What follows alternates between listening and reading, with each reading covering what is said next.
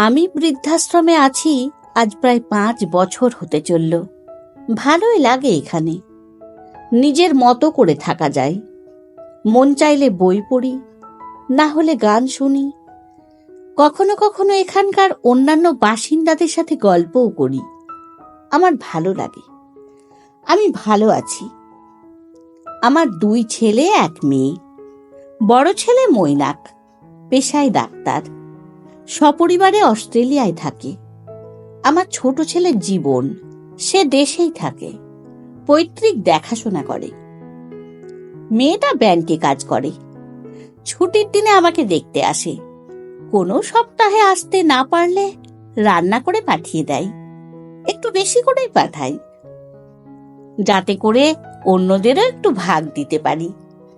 আমি রঞ্জনা খান। এভাবেই চলছে আমার জীবন গত 5 বছর ধরে।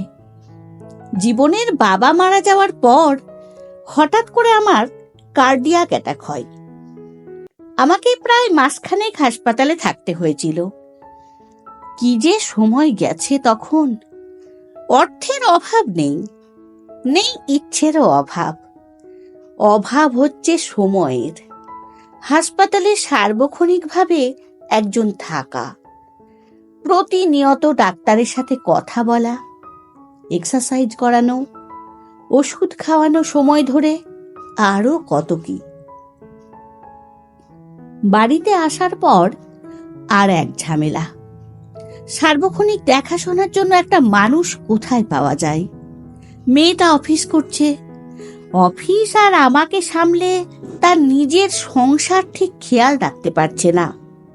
একদিন শুনলাম জামাই বলছে, মা তো তোমার একার না, তোমার ভাইদেরও তো, তাদেরও তো কিছু দায়িত্ব আছে। খুব স্বাভাবিকভাবেই কিন্তু কথাগুলো এসে যায়, তাই আমি সহজভাবেই কথাগুলো নিলাম।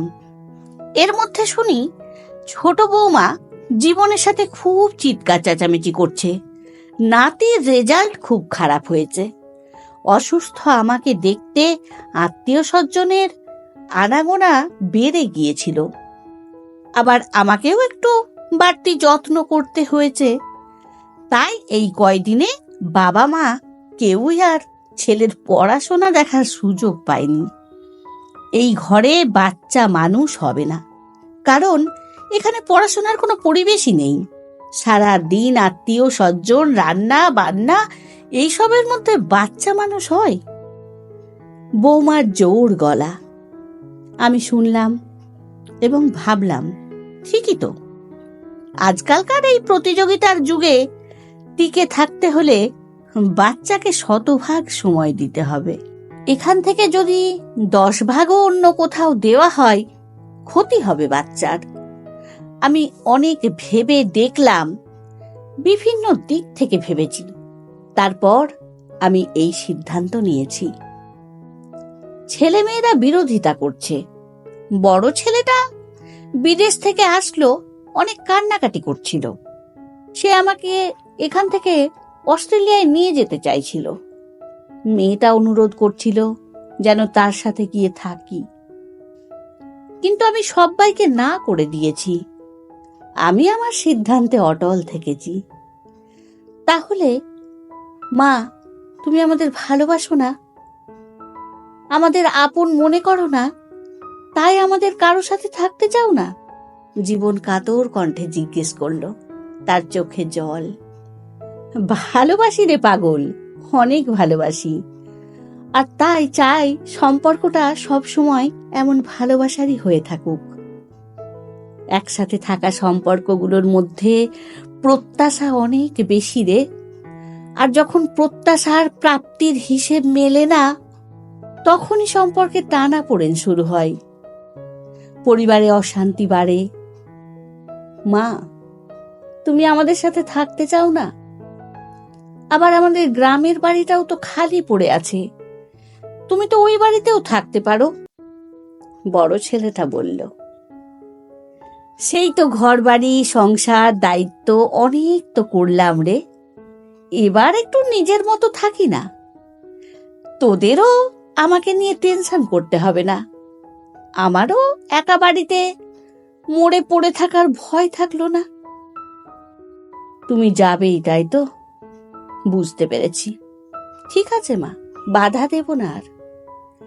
একটাই অনুরোধ, তোমার খরচটা আমাদের দিতে দিও মা। বেশ তো, দিবি, মুচকি হেসে জবাব দিলাম। এর পরের কাজগুলো খুব দ্রুতই গুছিয়ে নিলাম। টাকা পয়সা সম্পদের যথাযথ বিলি বন্টন করলাম। আমার অংশের সম্পত্তিটুকু নিজের কাছেই রেখেছি, নিজের মতো ব্যবস্থা করব বলে। এ সম্পদ থেকে সমাজের বয়স্কদের জন্য কিছু করার ইচ্ছে আছে। এখানে অনেকেই আছেন যারা ছেলে মেয়েদের সাথে একটু সময় কাটানোর বিনিময়ে সর্বস্ব দিতে প্রস্তুত, কিন্তু ছেলে মেয়েদের সময় হয় না বৃদ্ধ বাবা মায়ের সাথে দুদণ্ড সময় কাটানোর। আবার অনেকে ভাগের মা কিংবা বাবা হয়ে থাকতেও চান না। চলে আসুন এখানে। অর্থাৎ একদম নিরুপায় না হলে কেউ বৃদ্ধাশ্রমে আসাটা চিন্তাই করতে পারে না।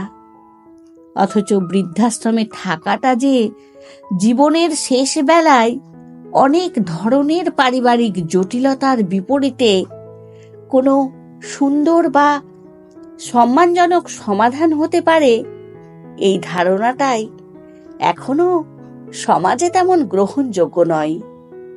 যতদিন আমরা মেয়েরা স্বামী সন্তান পরিবারের বাইরে নিজেকে অস্তিত্বহীন মনে করব, ততদিন এই বৃদ্ধাশ্রম ব্যাপারটা একটা ঋণাত্মক ব্যাপার হয়ে আমাদের মাঝে থাকবে। এখানে সবাই আমাকে হিংসা করে, ভালোবাসা মিশ্রিত হিংসা। বলে, ছেলে মেয়েরা আপনাকে এত ভালোবাসে, এত তাদের সাথে থাকতে বলে, আর আপনি এখানে আশ্রমে পড়ে আছেন। আমি হাসি। তাদের আমি বোঝাতে পারি না আমি এখানেই ভালো আছি। আমি জানি আমার ছেলে মেয়েরা আমাকে অনেক ভালোবাসে, অনেক সম্মান করে, কিন্তু আমি এটাও জানি এই ব্যস্ত জীবনে, যেখানে দিনের প্রতিটি ঘন্টা হিসেবের, সেখানে আমি তাদের কাছে একটা বাড়তি দায়িত্ব ছাড়া কিছুই নয়।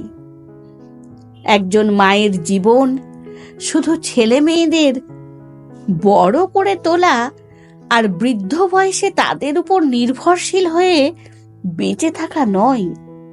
বড় হওয়ার সাথে সাথে সন্তানদের নিজের জগৎ তৈরি হয়, নিজের পরিবার তৈরি হয়, তাদের ঘিরেই চলে জীবনের আবর্তন। সেইখানেই বৃদ্ধ মা বা বাবা তাদের জীবনের অংশ হয় না, এটাই সত্য। অনেকেই হয়তো এই সত্যটা ধরতে পারেন না, কিংবা ধরতে পারলেও না বোঝার ভান করেন। হয়তো তাদের আর কোনো উপায় নেই, অথবা তারা যে কোনো মূল্যে সন্তানের কাছে থাকার লোভ সামলাতে পারে না। আমি যে কোনোভাবেই হোক এই লোভ সংবরণ করে নিলাম। আমি শেষ বয়সটা আমার নিজের মতো করে কাটাতে চাই। এরপর থেকে আছি আমার ঠিকানায়। হ্যাঁ, এখন এটাই আমার ঠিকানা। আমি নিজে এই ঠিকানা বেছে নিয়েছি, একটু আমি হয়ে বাঁচার জন্য।